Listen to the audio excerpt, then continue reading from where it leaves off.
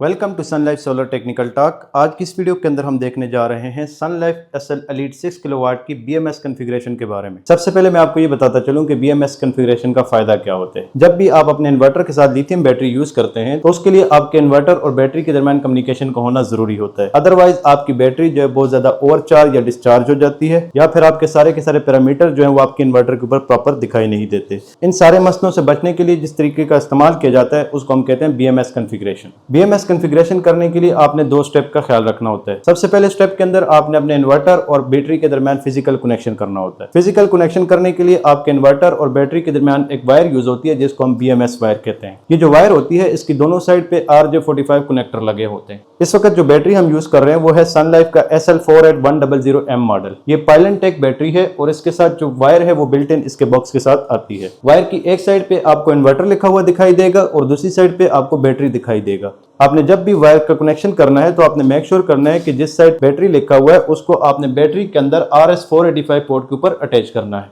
और जब भी आपने इन्वर्टर वाली साइड पे बीएमएस वायर लगानी है तो उसको आपने बीएमएस पोर्ट के अंदर ही लगाना है। इसके अलावा आपने लिथियम बैटरी की साइड पे एक और चीज का ख्याल रखना है, वो है एडीएस स्विच। वो सारे के सारे ऑफ कंडीशन में होने चाहिए। इन केस आपके पास वायर कहीं गुम हो जाती है तो आपको मैं इसकी पिन कॉन्फ़िगरेशन यहाँ पे समझा देता हूँ। आप कहीं से भी ये वायर जो है खुद भी तैयार कर सकते हैं। पिन कॉन्फ़िगरेशन करने के लिए आपने मेक श्योर करना है कि बैटरी की 1 नंबर पिन आपके इन्वर्टर वाली साइड की 3 नंबर पिन के साथ अटैच होनी चाहिए। सिमिलरली बैटरी की 2 नंबर पिन आपके इन्वर्टर वाली साइड पे 5 नंबर पिन के साथ अटैच होनी चाहिए।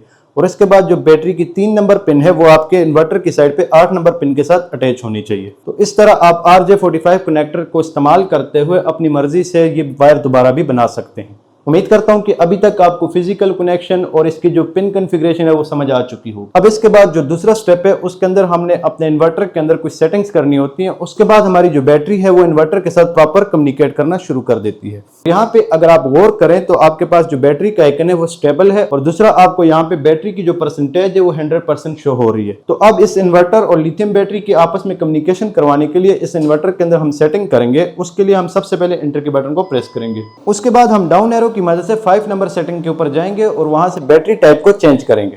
जैसा कि इस वक्त आप देख सकते हैं कि मेरे पास जो बैटरी टाइप सिलेक्ट है वो है AGM। इसको मैंने चेंज करके पाइलन के ऊपर सिलेक्ट करना है। उसके लिए मैं एंटर के बटन को प्रेस करूंगा।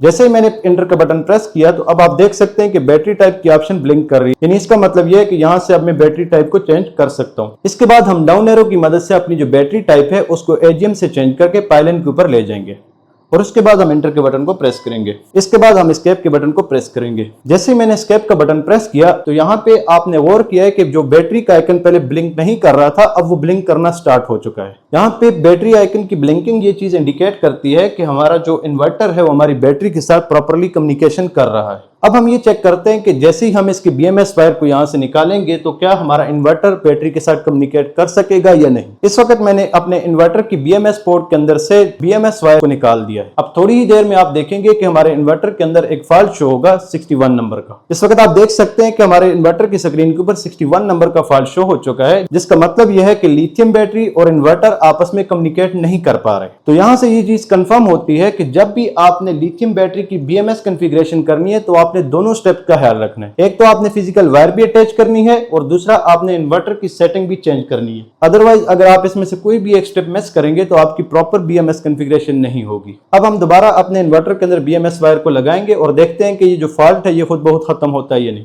जैसे कि आपने देखा कि ये फॉल्ट जो है खुद बहुत खत्म हो चुका है, यानी बैटरी जो है दोबारा इन्वर्टर के साथ कम्युनिकेट करना शुरू हो चुकी है। उम्मीद करता हूं कि ये जो सारा का सारा प्रोसेस है आपको समझ आ चुका होगा। मजीद इस तरह की टेक्निकल वीडियोस के लिए हमारे चैनल के साथ जुड़े रहें ताकि सन लाइफ की किसी भी प्रोडक्ट से रिलेटेड कोई भी मसला आपको आए आपके लिए हम यहाँ पे उसका सोल्यूशन दे सकें। Thank you so much.